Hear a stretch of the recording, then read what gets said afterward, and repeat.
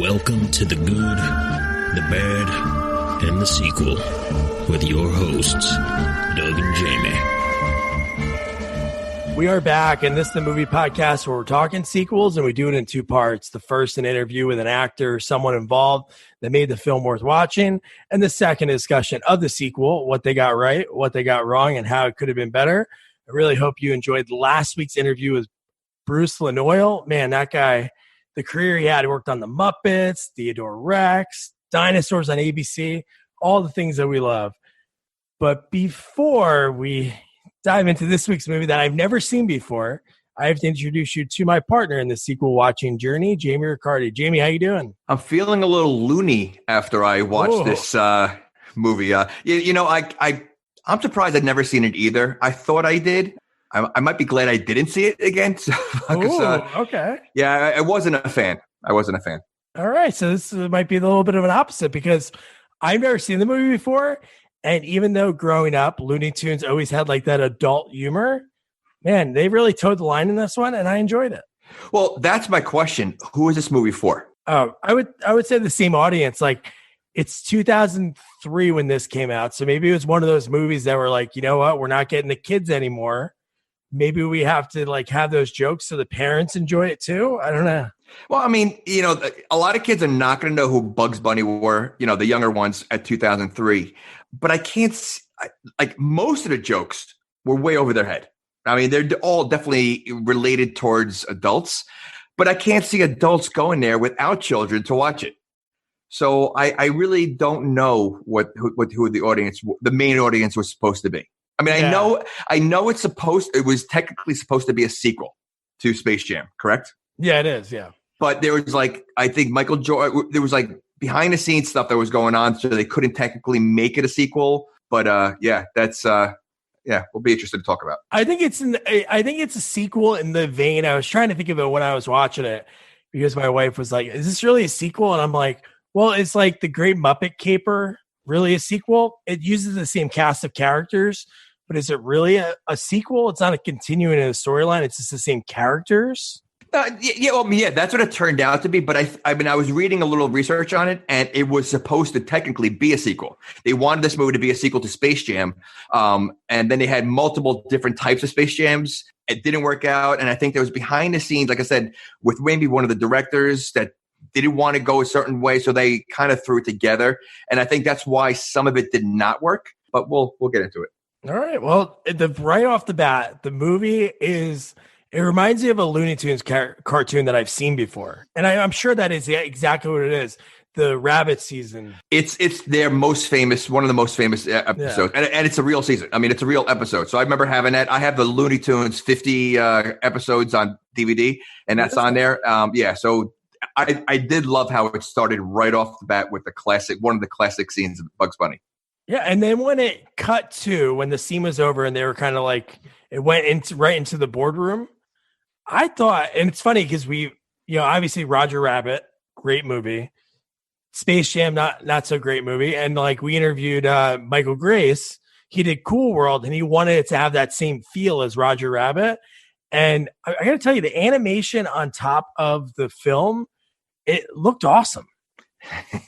So this is where we're going to be a little different. So really? Okay. I think the animation was great. I think the animation looked looked good. Bugs Bunny and Daffy Duck and all them. However, I think Roger Rabbit looked better. Oh, I think, definitely. Yeah. And that, how long ago did Roger Rabbit come out? I mean, it had to be in the 80s? Yeah. Okay. So I think the technology, for whatever reason, looked so much better with Roger Rabbit. If you look close, a lot of it it looked like they weren't even holding hands when they were supposed to. And I felt like it didn't match. The cartoon looked great, but the matching to the adult, the humans, I thought was a little off. You know who hated this? I don't know if he hated the movie, but he hated the whole process. Joe Dante, the director who did Gremlins, he did The Burbs. He hated it because the way they did those scenes, behind the scenes, I posted it for Bruce Lanoil. He was doing the scene with Jenna Elfman with the Daffy Duck beak. And then what they would do, they have to shoot the scene again with some kind of motion capture. And then they have to shoot it again with nothing. Wow. So they had to shoot the same scene 3 times So he was like frustrated with the whole process. He was not a big fan. I didn't realize that he directed Gremlins. Oh, Did you notice the Gremlins throwback in this movie? Yeah. The music? Yeah, that was cool. That was awesome. No, I loved, how about the movie posters in the first scene? Lethal Weapon babies. Yep. and the Warner brothers, the two twins, the two fat twins. They're like something we could take our grandkids to. Well, and that was the start. Even when they went, later on, the other posters about James Bond movies, but like all these posters were geared toward adults. Like again, no children are going to understand what those posters were. So there were so many adult, that's, it is. I think with Roger Rabbit, they were cartoons constantly, but very relatable. I think with like Bugs Bunny and Daffy Duck, which were throughout the whole movie, they were just one after another. It just almost seemed overboard. It was like one joke after another. It was like nonstop. Yeah, they even did a Cartoon Network. It was kind of like an adult. It was Daffy Duck and Bugs Bunny living together, and they were just going back and forth, and like it was like they were adults living together. Like it was just like this. They were like two guys that hated each other. They loved to rip on each other, and Daffy took the brunt of the jokes. And I thought he was getting a raw deal. He got fired by Jenna Elfman. Well, not only that, he's basically the Tom of Tom and Jerry, where everything bad happens to him all the time. Yeah. Like he never wins. I don't think Daffy Duck has ever won at any moment. And I think he's reading the script and he's constantly like, hey, listen, I'm just as big as Bugs Bunny, yet I get crapped on all the time. Yeah, and he was fed up. Yeah, he was pissed off, and it was cool that he finally stood up. He's like, I don't want to be the butt of your joke. Yeah, I don't want to raise you up and make you the star. Who am I? And he was like, and then I love when Bugs is like, you're the most you're their favorite duck. It's like, there's only one other duck, Donald. Well, who do you think is more famous, Donald or Daffy? Daffy. Think so? Oh yeah. Well, I think the one thing about Daffy, at least Donald doesn't even speak English. Like, you can't understand him when he speaks. Wow, that's pretty good. I didn't know he was going to be on the episode. That's pretty cool. Well, Daffy would be pissed then. Yeah. We didn't ask him. Can't do it. I know, we should have. Yeah, and I've noticed, I've always liked Bugs Bunny, but he's kind of a dick. Oh, he is, yeah. He's very cocky, and, I think he's just, I kind of feel for Daffy in this movie. Yeah. No, Bugs is always the smartest guy in the room, and that's why it's funny throughout the movie, all the guys that end up being bad guys. It was funny, like thinking back as a kid watching those cartoons. I'm like, man, he really shafted all those guys. He made them feel dumb. Yeah. Well, this movie, the one thing they did do, and sometimes I think it was too much, but then there are other times it was great. They did a lot of throwbacks.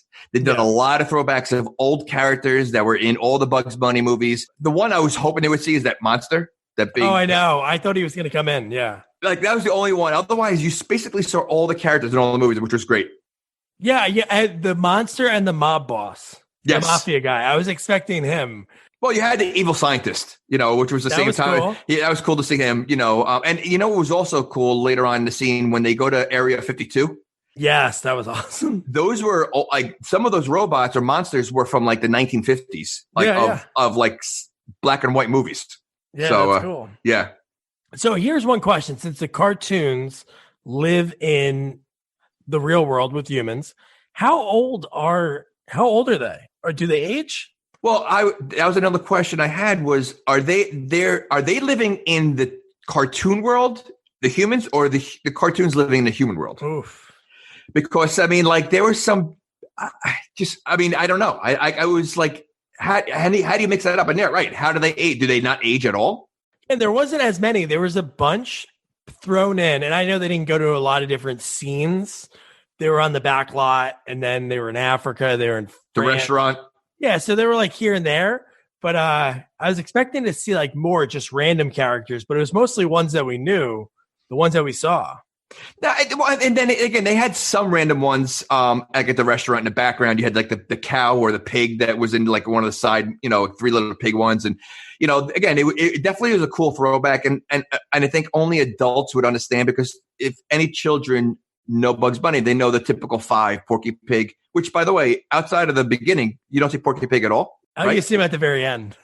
Right. But he really, he's a pretty big character. Oh, I know. I mean, who's more famous, Miss Piggy or Porky Pig?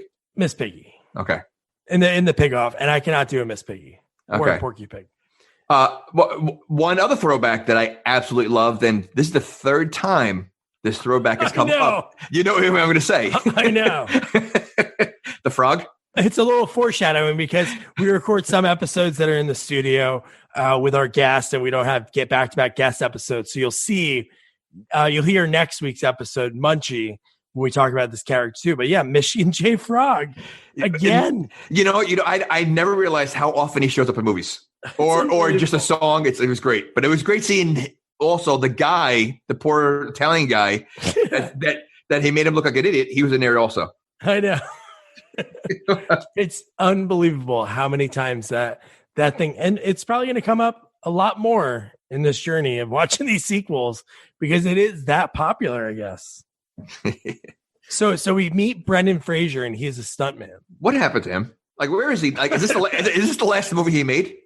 When was Monkey Bone? Just before this, I think. I was questioning if he was the right person for this role, but then I remembered he made Monkey Bone, so he's used to acting with cartoons. Yeah. I guess, but yeah, I mean, I liked him in this movie because I love people that they can kind of. It's not like he had maybe I could be wrong, but I don't think he has a reputation of being a dick in Hollywood. But the jokes that were made are almost like if that was a thing. But I thought that was pretty funny when he was kind of making fun of himself. Well, I don't know. Yeah, I didn't know either, but it seemed like he had an issue with either causing a problem on set or because they made a joke about it. Yeah. And I think there was something with that, and that's why I think when he meets himself later on, which is why I think it might be in cartoon world maybe, but he meets himself and he was kind of a dick when he met himself. Oh yeah, no, I know. That was the best part because we'll talk about that later because that was like, to me, it like blew my mind. That whole scene at the end. So I wonder if this might have been maybe sort of a comeback for him after he made the Mummy movies obviously already. Oh yeah. So I think this might have been maybe one of his last movies that he made, but I think he was just making fun of himself, which was good. Well, I'm sure he made a lot more movies after this. We just didn't see him. There was one that he was like going against animals in some movie. Yeah, he had a bunch of movies after this that came out. Oh no, we'll get into it. And then let's talk about his dad. So his dad is Timothy Dalton, who is James Bond, was playing a Bond-like character. And the name of the movie on the poster was kind of like a Bond movie name. Yeah, I wrote it down. Well, there was a couple of movies, but one was License to Spy. But I'm like, that's License to Kill. I'm like, man, they're right on the nose. But I love so Brendan Fraser sees Jenna Elfman, who's tossing Daffy Duck out. Daffy Duck gets fired. And she's basically, she's like some hot shot. So she's basically telling him like, hey, get him off the lot. That's your job. And he's like, whoa, this is Daffy Duck. How can you fire Daffy Duck? And she's like, just do your job. And then he disappears. And then he has to chase him. Well, but didn't you find it kind of weird when he's like, she didn't know who he was, but he knew everything about her and the kind of car she drove. And like, he knew like a lot of detail about her. Like, do you think he was a creeper to her? He was definitely a creeper. And the fact that she almost ran him over in the car and didn't remember that she almost murdered some guy. Right. She was like, oh, I almost murdered you? Oh, I do that all the time throughout these lots. Who cares? Well, she is a female driver. Oh! I think this was probably the end of Dharma and Grade, but man, I love Jenna Elfman. I don't know. She was in a couple series a few years ago, like pilots, shows that didn't last that long.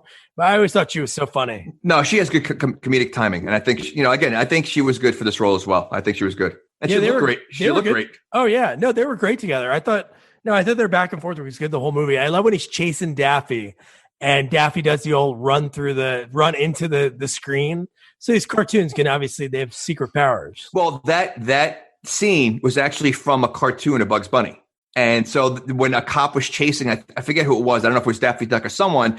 They exact same scene where they ran through like a street like that. So that happened. Yeah. So that's what I'm saying. So a lot of these scenes were actual cartoon scenes from this, series that they threw in the movie. So they didn't want to even like write that much. They were like, let's just watch the old cartoons and like see how it feels. Just put it pen to paper. Let's do it. Did you notice the picture of when they were throwing Daffy Duck out and he had a box of all his stuff? No, what was in there? It was a picture of Richard Nixon and Bob Hope. So, another joke that the kids will get.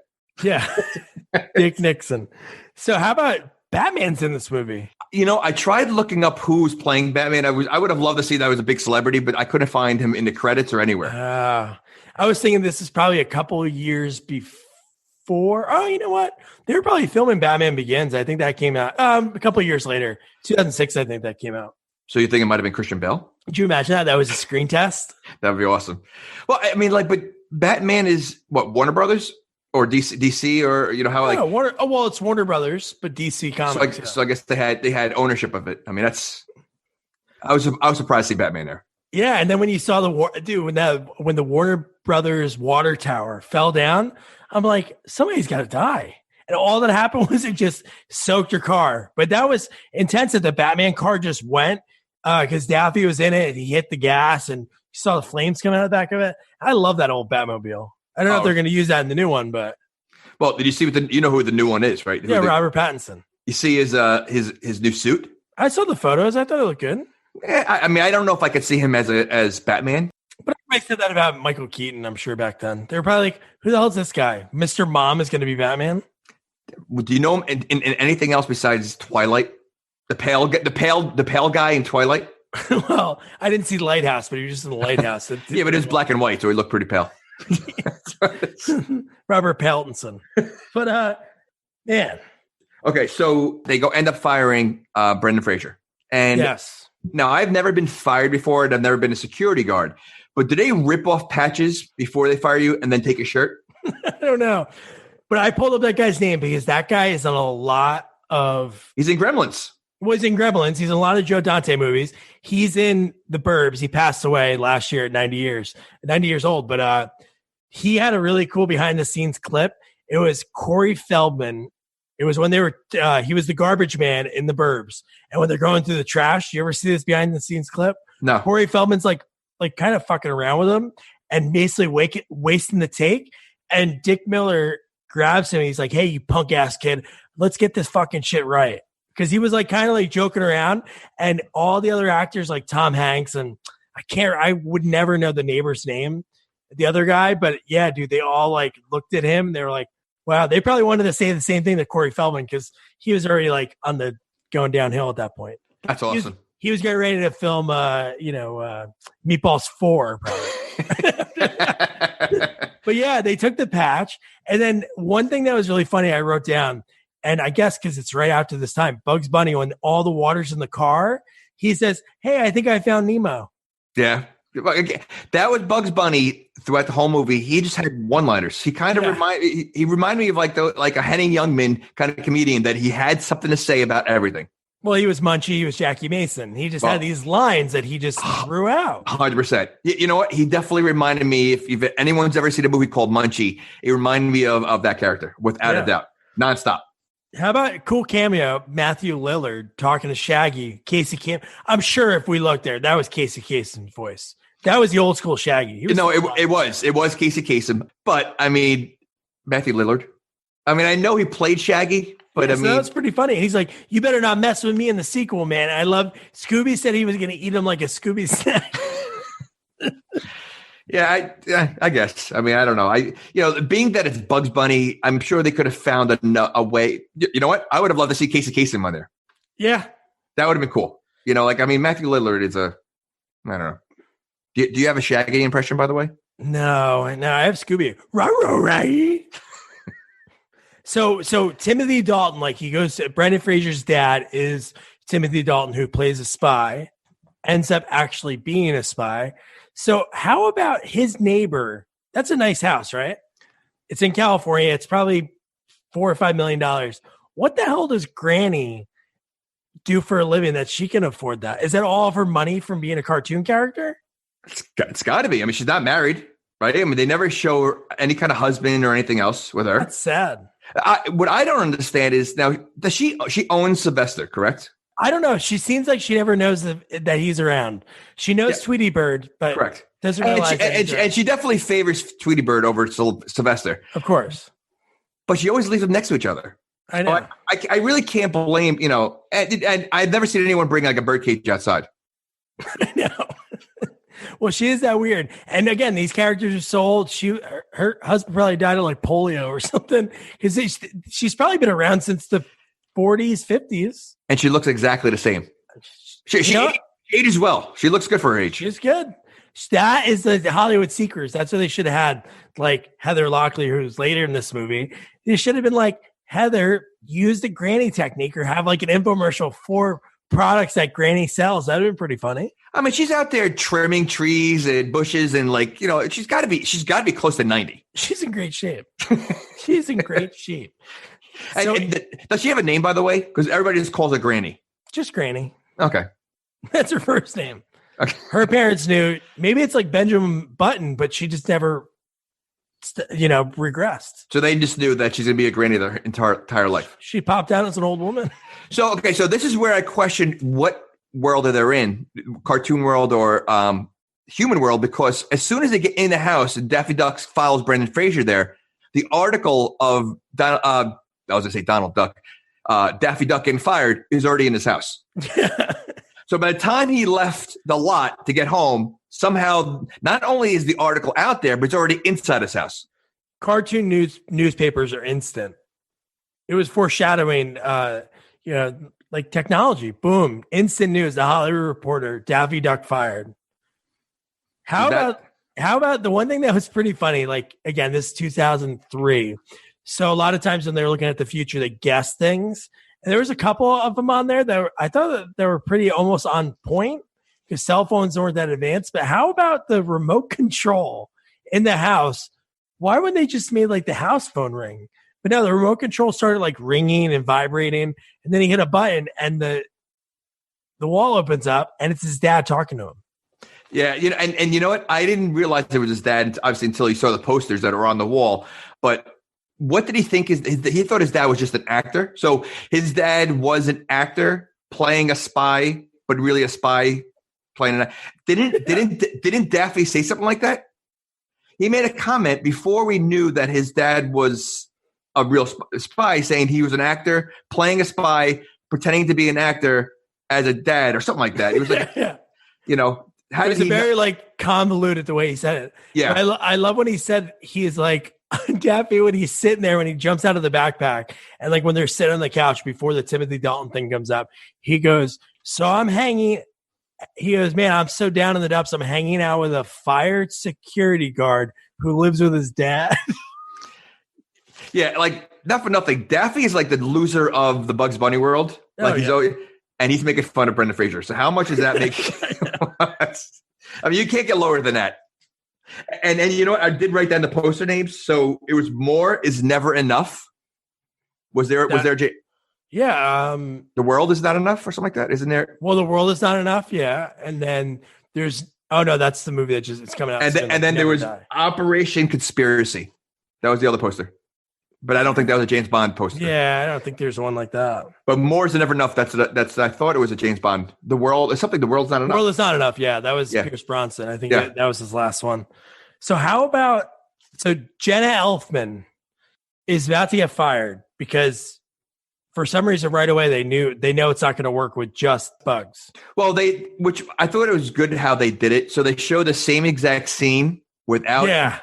And obviously it didn't work, so they fired her, which they kind of pushed her to fire Daffy in the first place. And then when she fires Daffy, they're mad at her for firing Daffy. Yeah. That didn't make sense. It's because she's a woman worker and it's 2003. How about when she said, "I made this company $950 million. And they looked at each other and said, "But it's not $1 billion." It's like, what? Well, Bugs Bunny has been around for a long time. And I think, obviously it's when women were not treated right in the workplace. So I think they kind of still had that mentality because she was called Toots. And what was the other name he called her? What he had like 3 other names that were like old school names of calling women, but today would be so like, I guess, put that. So I think they still had the Warner Brothers of old school mentality in this movie. Yeah. And then even Timothy Dalton's spy car, which I'll jump to a little bit. When he hits a button in the car, it changes. Bugs gets put on like a tuxedo, and she gets her clothes pretty much ripped off, and she's in a pink like tight dress. And she looked uncomfortable. She looked uncomfortable wearing it. And the other names were Dollface and Baby. So, I mean, I don't think these are things that you would call women today. So don't do it. If you're listening and you do say that to your employees, you're a psycho. Yes. So this I mentioned before. I love the Brendan Fraser when he's sitting on the couch and he's like, "Yeah, I was he goes, "You're not even a real stuntman." He goes, "Well, I was a stuntman in The Mummy, but that Brendan Fraser has such an ego. He cut me out of all the scenes." Yeah, that was all. Again, when you can make fun of yourself in Hollywood, that's awesome. And he was doing that. Yeah. And then Daffy, I don't know what it was in reference to, but he said it's a mix between a spy movie and Showgirls. Like, what if a little kid nowadays sees that, even a teenager, like, oh, Showgirls. Oh, I like spy movies. What Showgirls? YouTube? What's going to come up? The scene in the pool. But Showgirls wasn't made for children? Well, there are some children like insane things like floating in a pool. That whole scene. Well, it's like riding a mechanical bull, that scene. Yes. It was Urban Cowboy. So how about Bill Goldberg's in this movie? That was unreal. Yeah, well, I guess this must have been the high time of his career at the time. I mean, well, this was probably just before he left WWF because WCW already got bought around this time. So I think this is when he was on his way out. So this is when he started doing a lot of movies. He made a lot of movies? Well, he did this. He did Santa's Sleigh, which that's an awesome movie. Yeah, he played the thug. I don't even know if he had any lines in the movie. Did he even speak? I don't know. I think he grunted a few times. Yeah, it's cool seeing him. And then we obviously see who he works for. And, dude. And I have such a major problem with this, and I love him. I absolutely love Steve Martin, but man, I don't know what he was trying to do in this role. His accent was listen, I know we make fun of John Voight and his accents and whoever else, but man, Steve Martin's accent was horrible. The way he was he was acting like a 5-year-old, but like flamboyant and what was he trying to do?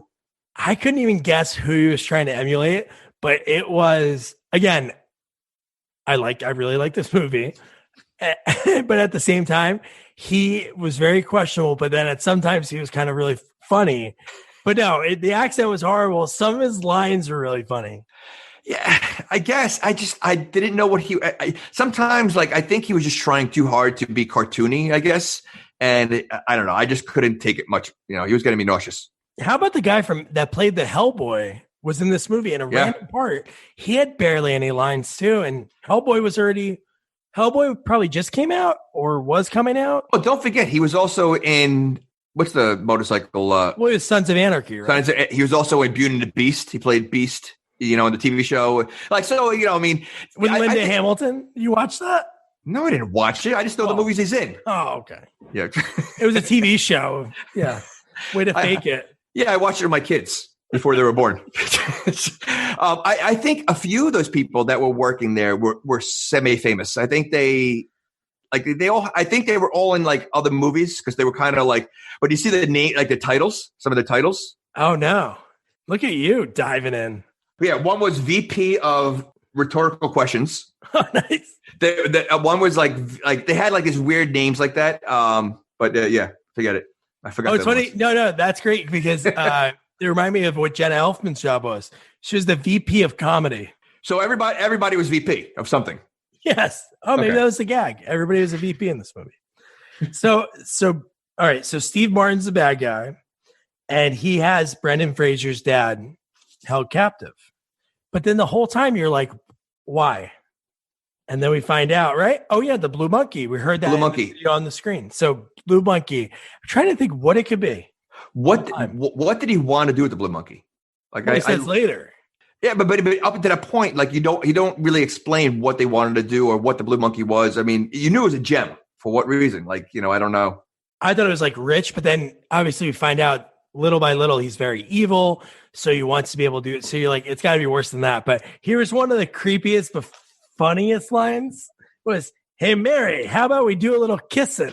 And her face looked like, holy shit, this is terrible. And he goes, they all are hesitant at first. Yeah, that line threw me. He goes, "Let's do a little kissing later." And, like I thought he came across very flamboyant. So I was surprised that he did that.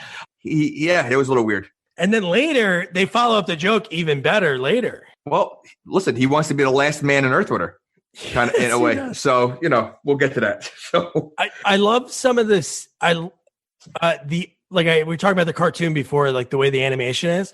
There were some really cool scenes in this movie. I really like the Bugs Bunny psycho shower scene. I thought that was awesome. Okay, so let's speak about that. I know kids won't get that. No, fine. But so yes, the shower scene, even with the one eye open, like they really did like almost like a complete recreation of what. Oh, it was shot for shot, yeah. Correct. But to get to that scene, now Jenna Elfman barely knows Brendan Fraser. She goes to his house, knocks on the door's open, she just walks right in. So, like, if you've gone to someone's house, you don't even know them. You're going to walk right into the house. Not only that, she hears the shower on. She walks in there and pulls the curtain. Like, what if Brendan Fraser was in there? Maybe she had the crush. Maybe she had a crush on him. Love at first sight. Okay, but I'm just saying, like, would you hear the music, the shower going, you're going to walk right in there and just open it up? Maybe at first she was creeped out the way you said it was kind of creepy that he was stalkery. Maybe she likes that. She's like, this guy knows everything about me. Maybe he watches me. Or maybe he knows something that he shouldn't know. So I'm going to try to sneak on him in the shower. And maybe she was really going to do the psycho scene and get rid of him. That's deep. That was deep, I know. I had to go there. No, it was so cool. I love that it was like the same exact scene. I love that he pulled out the vial of blood and like shook it. Yeah. It was cool, man. No, that whole scene was just, like I said, it was a shot by shot remake. I mean, they did a great job of it. Again, only adults would understand. Oh, I know. Kids are like, what's happening, Dad? And then they're probably crying. Bugs Bunny died? Like, what? And then they have to, so then right away, do they call Brendan Fraser and he answers and they find out he's going to Vegas? Well, they're already on the way to Vegas, right? Because they have an Elvis song now. So, like, no, I know that, but I was trying to think of how they knew to go there. Because Bugs was tracking Daffy somehow. No, they were tracking him with who are you talking about? The bad guy? Bugs and Jenna Elfman. How did they know that they were going to Vegas? I forgot. I think Bugs somehow was tracking Daffy. That's how he knew they were going to Las Vegas. How was he tracking him? Oh no, or he called him maybe. I don't remember. I think somehow he talked to him. Well, we are in Toon World because somehow Daffy Duck can get thrown out of the car multiple times and he still comes back. While they're still driving. And Brendan Fraser keeps going. Yeah. So, I mean, the fact that he knows where Daffy's going, I'm not surprised that, it's part of the cartoon. That's why I really think they're in Cartoon World. Yeah. And the humans are just living in it. It's a cartoon world and humans just living in it. But no, I love the Elvis playing. And I thought it was cool that they were in the car together. And then the car, because they're using Timothy Dalton's spy car. And now, why is the steering wheel on the other side of the car? It's a British car. He's a British spy. He's British. I know, but he's living in the United States. So people ship cars all the time. Have you ever seen a car that had the steering wheel on the other side? In the United States, yeah. You have? Yes. Where? There was some guy that selling, when I used to hawk lawn care door to door, there was this guy that used to collect cars and he had one on the other side. It was British. I've only seen it like on a mail truck. Mail trucks have it. Maybe Timothy Dalton was a mailman in a very nice car. Okay. All right. Want to shop Walmart Black Friday deals first? Walmart Plus members get early access to our hottest deals. Join now and get 50% off a 1-year annual membership. Shop Black Friday deals first with Walmart Plus. See terms at walmartplus.com. So how about Bugs when they got to the casino, and it was pretty cool that it was Yosemite Sam. That was awesome. It looked pretty legit, like when they're driving down the strip. But how about Bugs? He starts drinking, and he says it's 5:00 somewhere. Well, he has multiple drinks in this movie, by the way. So yeah. So I mean, I definitely think he's got a drinking problem. So he's got an attitude problem and a drinking problem. He's an actor. He's Christian Bale. He is Christian Bale. Or maybe he's Brendan Fraser before Brendan Fraser cleaned up his act. Yeah, he's Brendan Fraser at the end of the movie. Spoiler. Oh, but okay. So Heather Locklear is in this movie, and so this is a movie that has again, geared somewhat for children because it is music, cartoons, and then you have a stripper. Yes. Yeah, and you have a few strippers. That was kind of weird. So she is a famous singer who is really a spy. So what they're trying to say is all the spies have dual occupations. They're in entertainment industry. So if you're in the entertainment industry, you're a spy. I always thought Betty White could have been a spy. Oh my God. There's no way for her. She's like the granny. Like there's no way she hasn't aged. She's looked the same for the last 30 years. Yeah. Maybe she's a spy. She's phenomenal. She's awesome. She is so awesome. That show with the old people that she had, when all the old people would prank on kids. Oh God. Is she still alive? She's still alive. Yeah. It's just her birthday. What, 99? Is she close to? I would think so. She's got to be close to 100.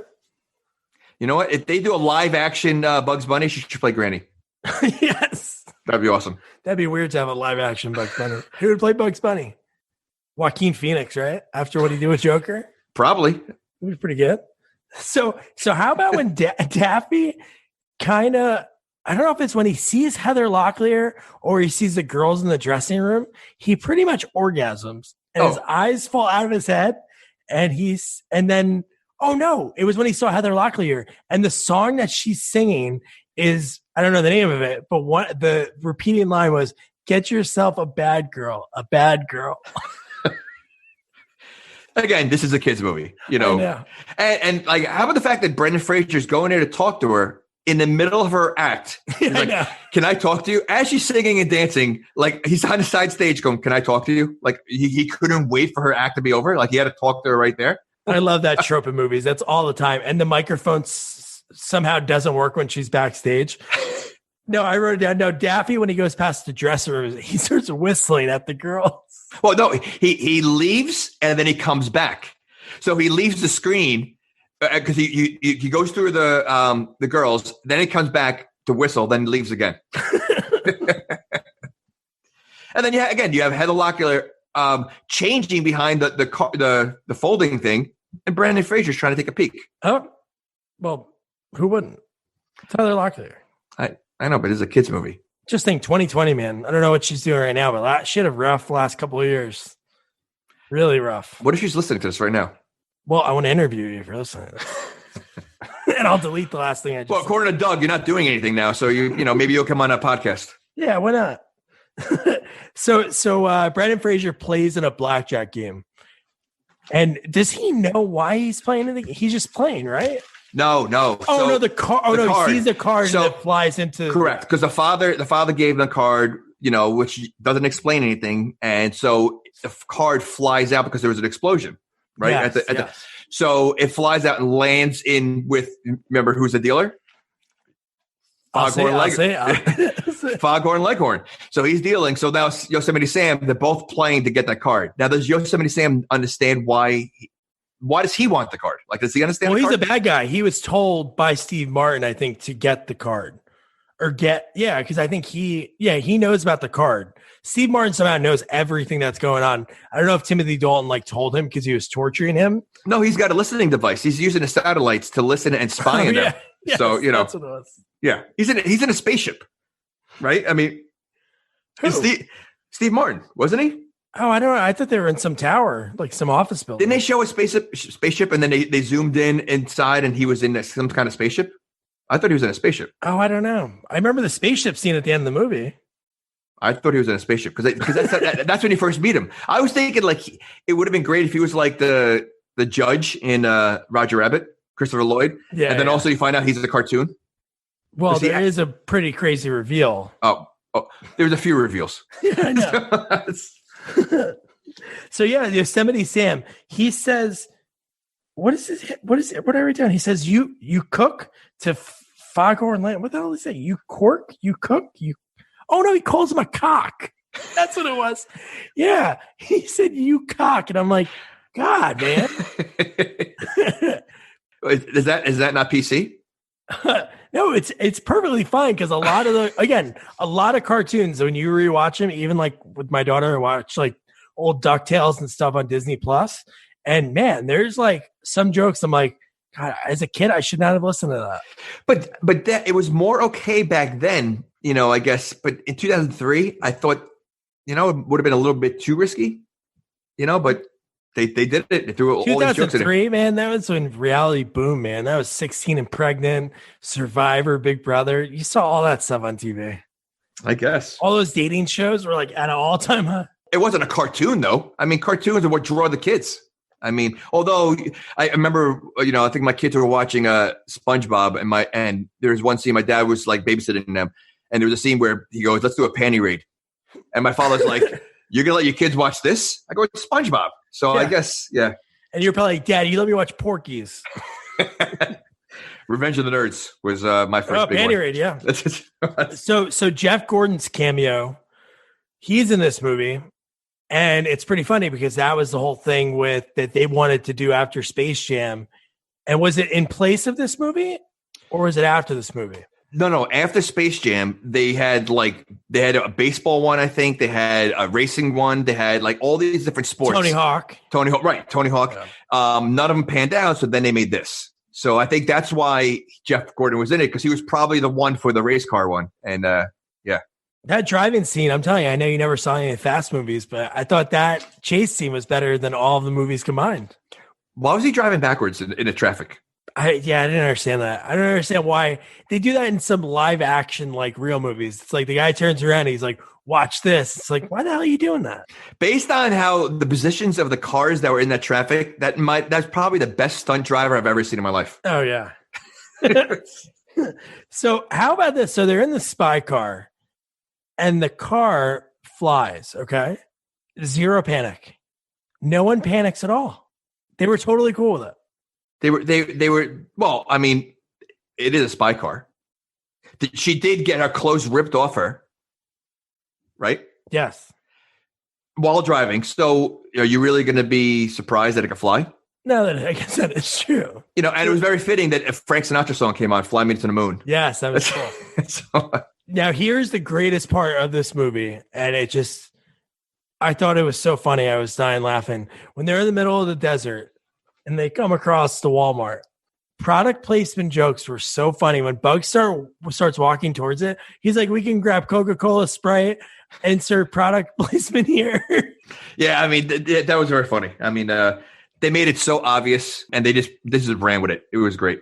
And Brendan Fraser and Jenna Elfman broke the fourth wall because that was funny. Randomly throughout the movie, they were talking like they were in a movie. Because right there, she's like, "Won't they understand this at home?" And he's like, "I don't know." And he looked right at us. I would say once in a while, you definitely see them look at the camera. So yeah. No, that was awesome. So then I love when Jenna Elfman comes up because when she comes out of Walmart, she bought like the typical Walmart outfit. It was like an exercise shirt, short jeans like Daisy Dukes, and a straw cowboy hat. Why are you saying that's typical Walmart? That's what people that go to Walmart buy. Do you ever go to Walmart? Yes, I do. Did you ever buy any of that stuff? I'm wearing that right now. You can see it. I'm wearing that exercise suit top. But so I love that another bad guy. Again, a lot of these guys we know from the cartoon. We know who's good. We know who's bad. But Wile E. Coyote, man, it's got another guy that's great. He's one of my favorites, and he's another one that just gets crapped on all the time. I mean, he tries so hard, and not for nothing. He's hungry. I mean, it's really, he just wants to eat, and he always gets crapped on. I don't understand. He's one of my favorites. Yeah, no, he was good. I love when because usually he goes into the Acme catalog. In the old cartoons, he usually calls on the phone and then he waits. Usually, like looks at his hand, like fake watch, and then it gets delivered. But in this one, he had 3 different options. It was like air, ground, instant, and he was shopping on it. He was using a computer, so that was pretty cool. Well, I mean, you had to know that it was coming up because Steve Martin works for Acme. Yeah, so like you knew, like we're waiting for him to come out. So the gags that always happen to him, he has a big rocket launcher. He hits the button first. The end of it like melts him. The flames that come out of the back of the missile melts him. He turns into like a burnt toast. And then the rocket doesn't go forward. It lands right on him. And then I love the backdrop.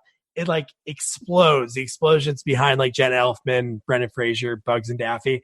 And then they come across just a portal in the middle of nowhere. Well, because it's Area 52. Dude, I love that. They had to hide it. But, it's funny that the coyote, I think Roadrunner and Coyote are the only two that don't talk in Bugs Bunny. Oh, yeah, that's true. Right? Because he always has signs. Yeah. I wonder, even on the phone, he said hello. Yeah. So I wonder why. I was curious, like why they decided to make them two, or forget Roadrunner because he has to beat, but like why can't coyotes, talk? I don't know. Maybe they could just never find a person that Chuck Jones or maybe he just like he can't get into the SAG, right? Because like does that count as getting to the SAG if you speak through written words? Oh, probably not. I don't know. I don't know. That's a good one. I guess because you wouldn't be like a voice actor. Yeah, that's a good one. But you are talking in the movie. Or like, could someone with sign language get in SAG? I would hope so. In that case, yeah, I would hope so. Well, then why can't someone that like Coyote get in? Because he's a cartoon character. You're telling me Bugs Bunny not to talk. Wait, you're telling me Bugs Bunny's not in SAG? Oh yeah, he is. I'm saying Wile E. Coyote, the cartoonist, is decided that he can't speak. Yeah, okay. I don't agree with that, but okay. Okay. So when they're in Area 52, I thought that was pretty funny because she's like, yeah, Area 51's this big joke thing. Joan Cusack. She's great. She plays a kooky person in every movie she's in. But she's great. I think she is very funny. I mean, I like her. I think she's great. And then she plays a whack job because she's like, Area 51, what a joke. And they're like, yeah, who would believe that? And he's like, we started that. And this place is Area 52. And then Bug's like, oh, that makes sense. And then he holds up the old school sign from the old cartoon, Screwball, with the two signs on it. Yeah, no, I thought that to me, this is one of the best scenes in the whole movie, only because they had so many throwbacks. I remember watching some of these like old trailers of like old sci-fi movies, and they had that one monster that it was like a gorilla suit with like a can on his head, or it was like a bucket on his head. Yeah. And now that's a famous like crappy movie monster, and they had all these monsters from there. It was pretty cool. And even was this where the evil scientist was? No. Yeah.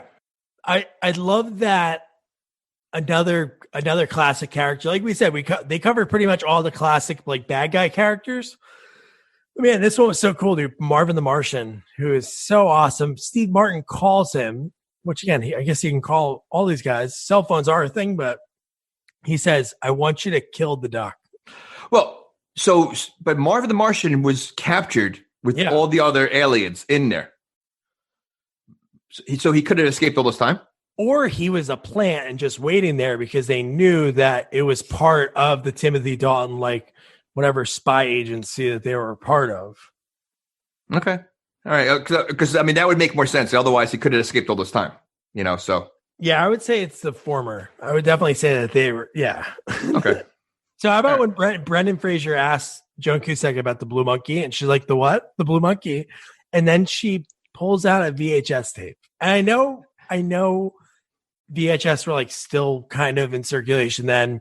DVDs are coming out, but it's supposed to be like a technological thing. Yeah, well, doing all these experiments on aliens. Couldn't they just make out do a tiny disc or something? No, it was an old VHS. Well, I mean, all the aliens they had in there were old school. That's true. Yeah. So, and what I didn't know what they were doing with that one alien that was on the table.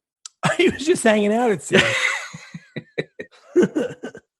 And then now she explains that after you watch the movie, you find out that the blue monkey is a diamond that turns people into monkeys and then has the ability to turn them back.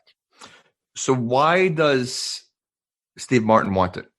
He just wants to turn everybody into monkeys. He wants to be him and Mary, he wants them to be the only couple on Earth.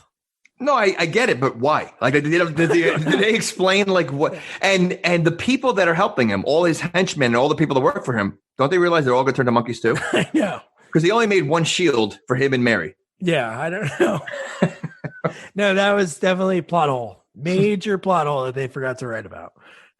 So Brendan takes over his dad's mission. I thought it was a pretty funny gag when he was like, "Oh, look at all these cool weapons!" When the wall opens up and she's like, "No, those aren't yours." And then he gets a cell phone that has some of the capabilities that cell phones do have now.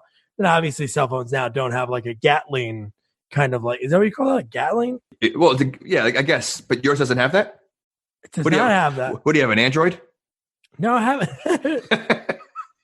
I do have a tip calculator, which was one of the features when she was going. It has GPS, and then at first I'm like, they're gonna say like normal things, and then there was obviously jokes in there, but tip calculator, and it can shoot off this thing. Grappling hook, yeah, grappling hook, and it does come in handy. It does, and that it was cool the way we'll get into that in a second. Well, it's pretty much the next scene, but no. So all the aliens pop out, and they're like getting ready to, basically try to kill, everyone. I like Bugs when he went into the one creepy guy's face. The one guy was like all pale, and maybe it was Robert Pattinson. I don't know, but he had all black eyes, and Bugs starts popping popcorn inside of his head. Well, that's what makes Bugs Bunny so like he's an out of the box thinker. Yes, he doesn't do the normal stuff, and he put popcorn in there, and his whole helmet filled up with popcorn. I like Joan Cusack. She's like, "This is the button. I knew this was going to happen one day." What did the button say? I knew this didn't happen one day. And they pull it, and then all run out. And then they're like, "Oh man, we have to go. The Mona Lisa. We have to go to Paris, France. How are we going to get there?" And then I love that the old page turn. Well, I remember watching as a child. One of my favorite Bugs Bunny one was when he was arguing with the artist. I don't know if you remember that. I think it was Bugs Bunny. So you see, like every time he said something, no, it was Daffy Duck. Maybe it was either Bugs Bunny or Daffy Duck, where you see the artist's hand drawing, and Daffy Duck. It was Daffy Duck. Yeah, and that's like one of my favorite ones. So like this kind of reminded me of just like kind of interactive. Yeah, because he erases. I remember him erasing everything but his beak, and then he's like, yeah. So they get to the Louvre where Mona Lisa is, and they're trying to figure out what's his card do. Daffy and Bugs are dressed like old school robbers from like the 40s. And I love that Jenna Elfman or Brendan Fraser right away. Oh, this is all you have to do. They figure out on the spot, peel the back of the card, and then it's like an old decoder. And you get to see Mona Lisa in a bra. Yeah, I was going to say that's a little weird. That was, yeah. But it was an old woman, like an old grandma bra. Well, how old is she? She's got to be like 300, right? Yeah, so I mean, she probably, yeah, that was weird. But then was this before they were being chased? This was before they were being chased, yeah. Okay, so I mean, because I also enjoyed this scene too. I mean, I know I was negative about the movie, but this scene was pretty cool when Elmer Fudd was chasing him. Oh, dude, I wrote down his line: "I'm secretly evil, and I must please my dark master." And then they start running into the famous paintings. Oh, see that? I thought that was great. Dude, so this was by far the coolest thing in a movie. Like, honestly, it looks so cool the way that when they were in the Salvador Dali, when they were in that one and everything was melting with, the famous painting with the melting clocks, and when they're running and they're like, oh no. And then his gun is melting and he's trying to prop it up with like a stick and it's kind of like flopping around. I thought that was so cool. That they ran into the Scream. Yes. I mean, all of them, although like, it was just very cool, like throwbacks. But see, I think that's where the movie works, is more cartoon stuff like that. I'd rather see than, the other stuff. And I think that's what it was missing, but we'll get there. Yeah. But when he stepped on, that was funny, when they're in the Scream, they're slowly moving and Bugs steps on Elmer's foot and then he does a scream and it looks so cool because it was the same drawing, just obviously with Elmer Fudd's skin tone and the hat. But so now Pepe Le Pew, Bruce Lanoil, that was cool, man. He sounded exactly like he's awesome. He really did. I mean, that's amazing. And I would never have known that his multiple like voice people that do all these movies all this time, like all the cartoon voices. That's pretty cool.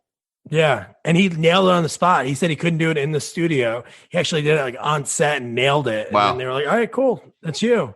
And Bill Goldberg, all while this is happening, Bill Goldberg kidnaps Jenna Elfman, and his idea is take her to the top of the. I don't understand why they have to do that. Why do you take him to the top highest?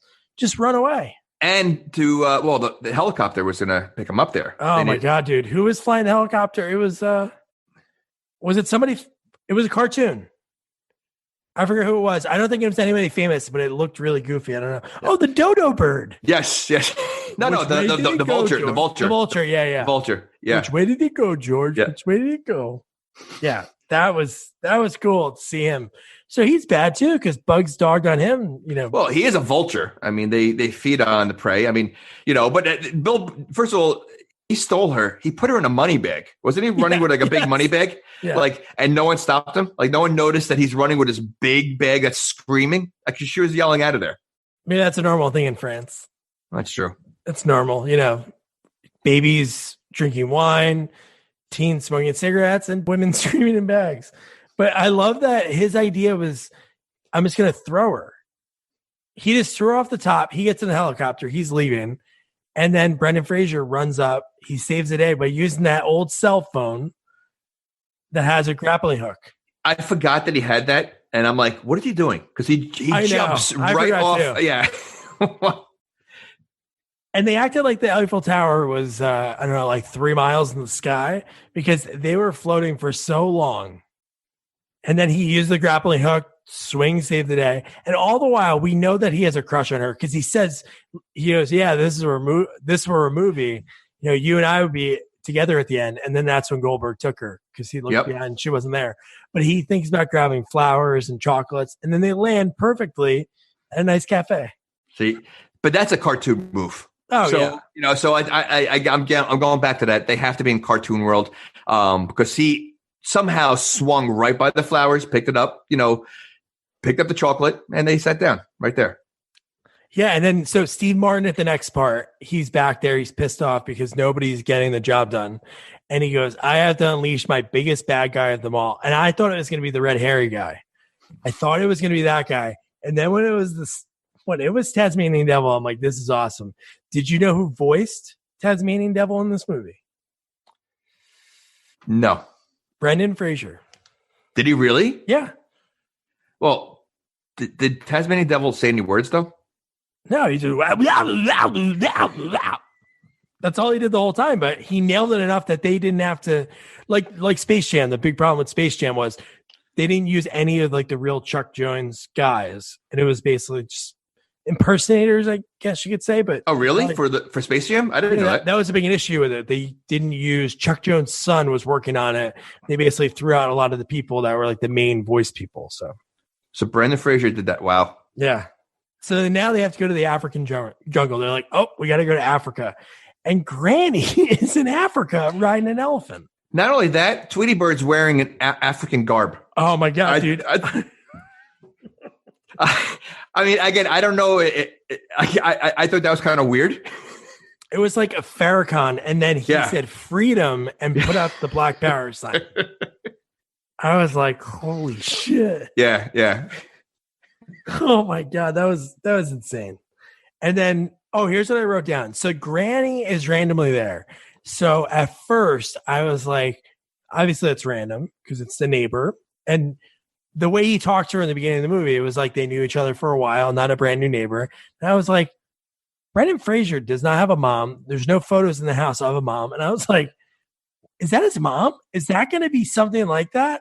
And then I was like, it couldn't be that, but it was so random that she was there. See, I thought she was like maybe an assassin. Like she was a bad guy and she was hired. This is almost like a John Wick thing. They're all going after Brendan Fraser. And I thought like she was hired by Steve Martin to, take the gem, so. That's where they got the idea for John Wick. This probably. Movie. Yeah. And then you had the typical Indiana Jones type scene when they're going for the blue monkey. They figure out the code. Well, she just saw this metal thing and she realized it was a puzzle. Yeah. Like, I know. And then everything gets shot out. It's like that typical, I don't know. And somehow he became really good with a sword. I know. He blocked everything. Like, yeah. Yeah. And then, I don't know if he used it. Was he holding it?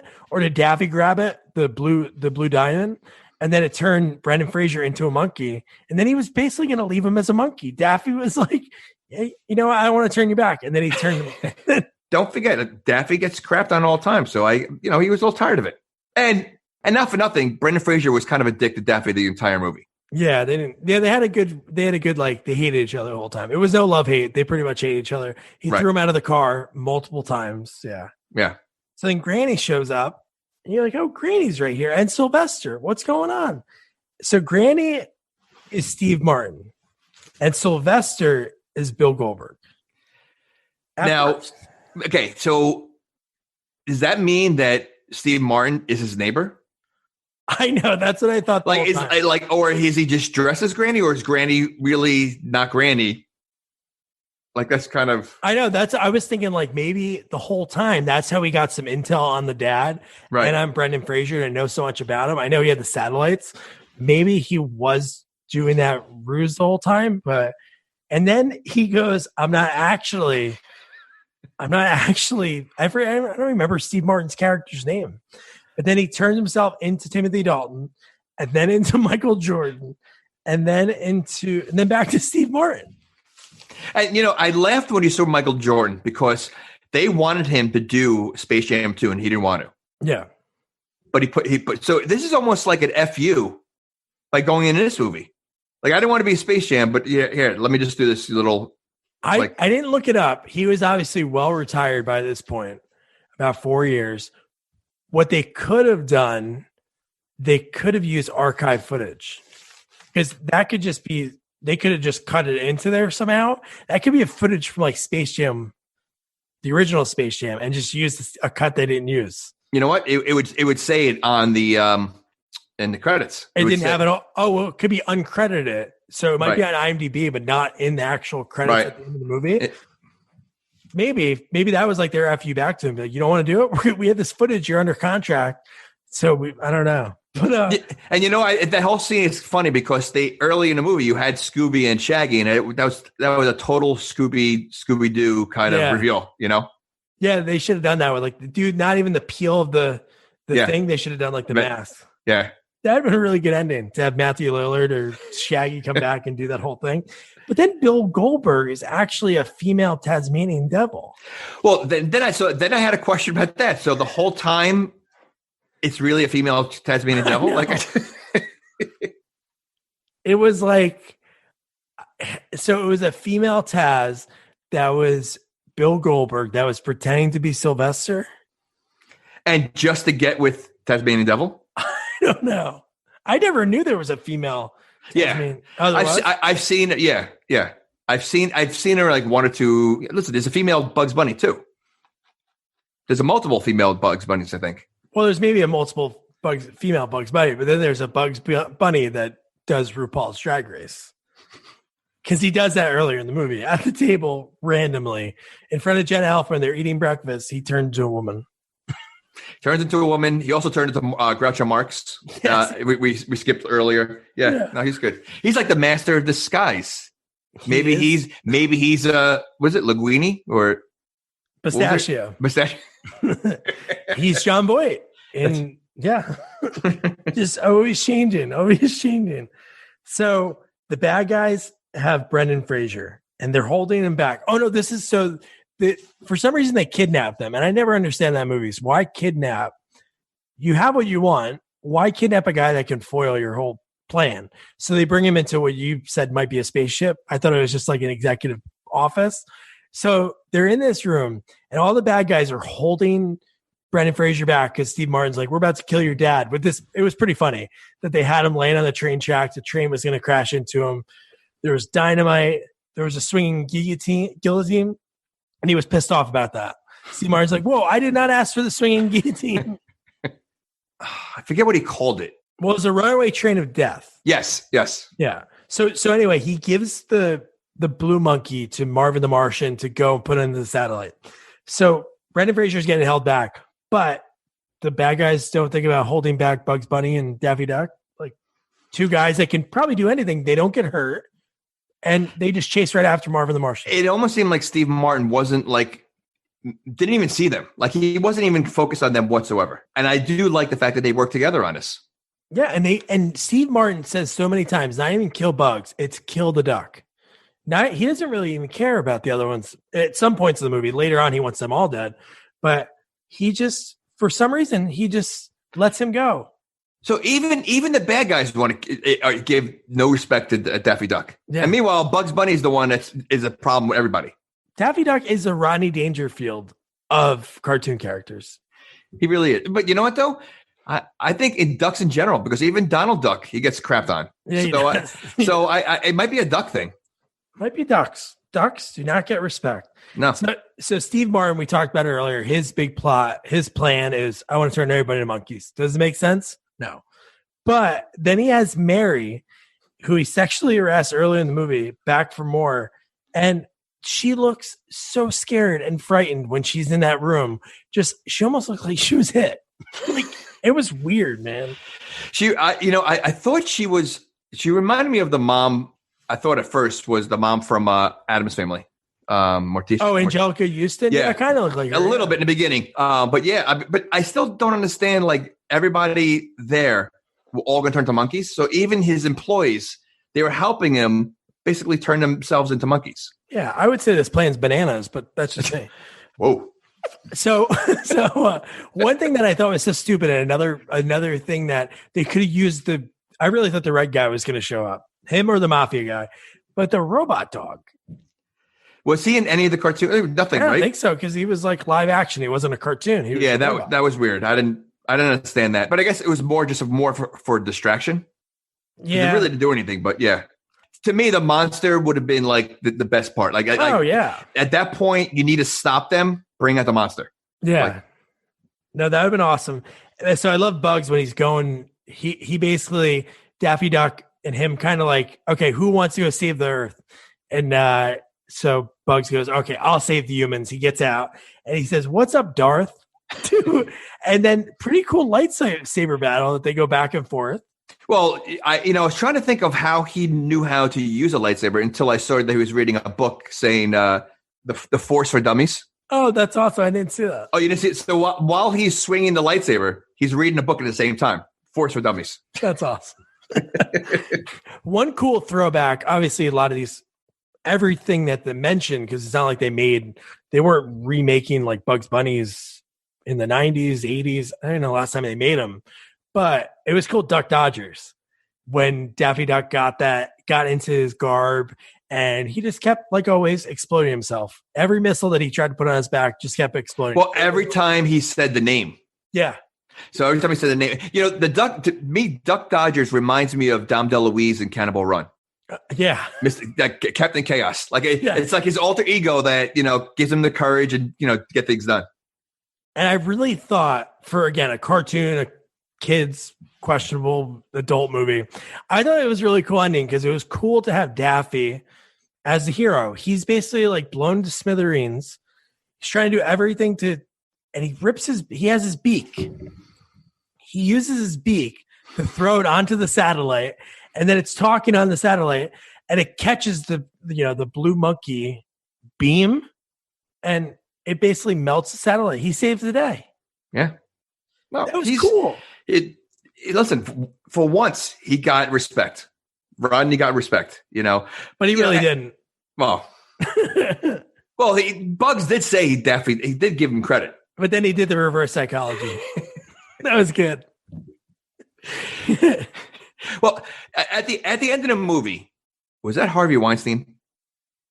It looked like him. Going into the limo, right? Oh, dude, that kind of looked like him. I don't know if he worked. Maybe he worked for. I know we could look. Well, because I looked. One of the producers when the credits were going on is Weinstein, but not Harvey. No, it was like maybe his wife, Linda, or is he married? Oh, I did see that. Yeah, it was a female name, right? Yeah. So, but I mean, that guy looked. If it wasn't Harvey Weinstein, it looked like someone that should have, like they were trying to say it was Harvey. Well, we'll have to go back and check that out. So Steve Martin is the only one that gets turned into a monkey. And Timothy Dalton, he has monkey cuffs. I guess he has like a universal like handcuff kit, and monkey ones were ones that were on there. And here's the part that was so screwed up. So Steve Martin's a monkey. Mary, she's free to go. She was crying like she was sad. He really screwed up her head. She was bawling. I see things differently. I don't know if he was. I don't know. I think he was. Maybe they always had a relationship, and he finally just blurted it out. Maybe they were dating for months. You know what? I still think that he was a cartoon. Steve Martin was a cartoon because he acted like a cartoon. Like he, the way he moved, and so I'm thinking like Mary's not who Mary looks like, because obviously Steve Martin has a bunch of disguises, and I think Mary's someone else. Maybe Mary is the big hairy monster. There you go. How amazing would that have been if at the end of the movie that comes out? Or that's what she calls what's between her legs. Oh. It was in my head. But this was a kid's show. All right. So this is pretty much the end of the movie. They're walking through the hallway, and then we see that it's a movie. We were watching a movie getting made the whole time. But one part that I thought was really cool, and then I was so confused, was Brendan Fraser is standing there with what awards does he have? They look like fake Oscars. But then I thought it was going to be, that's what blew my mind. So we watched a movie with an actor who wasn't Brendan Fraser, but Brendan Fraser that made no sense. Why? It was like a opening, like, any actors could have gone there. It wasn't like he was in the movie. It was a movie. We watched a movie getting made. So you're saying, I know, but so maybe Brendan Fraser was the star in it, and the whole time the other guy was the stunt double. Oh, maybe. And then he was just there, and then he punched himself in the face. Yeah. And I thought that was pretty cool. That was kind of weird. Yeah. So you know what? I think that's probably what it was. That they made the movie, but he was the stunt the whole time. And then Porky Pig, he had to say that's all, and they shut the lights off on him. Did you know that there was an end credit scene? No, what was it? It was a deleted scene of Daffy Duck running in the casino, the bad guy's chasing him, and then he pulls a slot machine, and 3 bombs come across. And the big goons looked at it. They thought they won. They put their hands out, and they blew up. Oh, look at that. Look at this guy watching past the credits. Avengers only tricks Jamie one time. That's it. And then he stays till the very end. Every movie. I was off right away. All right. So that was Looney Tunes back in action. Jamie, what'd you think? Like I said, I mean, I comparing it to Roger Rabbit, which was the original humans and cartoons, I don't think it holds water. I think Roger Rabbit was in a class of its own. I love Bugs Bunny. I think that if you're a Bugs Bunny fan, watch it because there are a lot of throwbacks that you may appreciate. If you could care less about Bugs Bunny, I don't think it's a kid's movie. I think it's more of an adult-related movie. But I think if they could make it better, I would have liked to see more with Bugs Bunny and some of the characters that we didn't get to see. Like the Orange Monster, maybe a little bit more something with Porky Pig, or a little bit more, almost like a Muppet movie. Like make it more like where the Muppets are, equally showing scenes. Yeah. Have it with more of the Looney Tunes. Yeah. I obviously more cameos been cool. There were some good ones in the movie. Like Heather Locklear was cool. Steve Martin, even though he was silly, it's cool to see Steve Martin in a movie. And you know what? We've seen a lot of movies that I've never seen before, like through doing this. I think this is our 26th sequel. And it was pretty funny. Like a lot of times I'm like, oh, but I actually enjoyed it. Like the adult jokes were pretty funny. Steve Martin was weird, but I actually enjoyed this movie. I would say, honestly, check it out because I thought there were some really cool parts in it. Like the running through the artwork was really awesome. And I don't know, there was a lot of funny jokes. Yeah, you can go to YouTube and put in the funny scenes, and you don't have to sit through the whole movie. Jamie will cut that video together so you guys can check it out. So that was Looney Tunes back in action. Next week, we have a guest, my buddy Nick. He said he wanted to be a guest, so I gave him an Oscar snub film called Munchie. Yes, a singular movie is a sequel. The original is called Munchies. But yeah, so this movie's Munchie. Check out the trailer. It is mind-blowing. But before we get to that, I was lucky enough to interview Don Fauntleroy. It was his first, this movie, when I interviewed him, I didn't know what movie, sometimes when I interview folks, that's going to touch the nerve, that they say like, oh my God, this movie, after you see it, this movie just struck a chord with him because it was the first time Roger Corman, who produced a bunch of these movies like Saturday the 14th, gave him a shot. And this is the first time he was the director of photography, and he absolutely loved it. He was cameraman on Goonies. He worked on E.T. He worked on Terminator 2. And then he went on to direct and work on like Jeepers Creepers, Anaconda, which I'm sure you've seen before. So yeah, this guy was really cool. And again, Munchie is on Amazon Prime. So if check it out, don't forget to review, rate, share our podcast. Don't forget to follow us on all social media at Sequels Only and our new website, sequelsonly.com. Good night. Good night.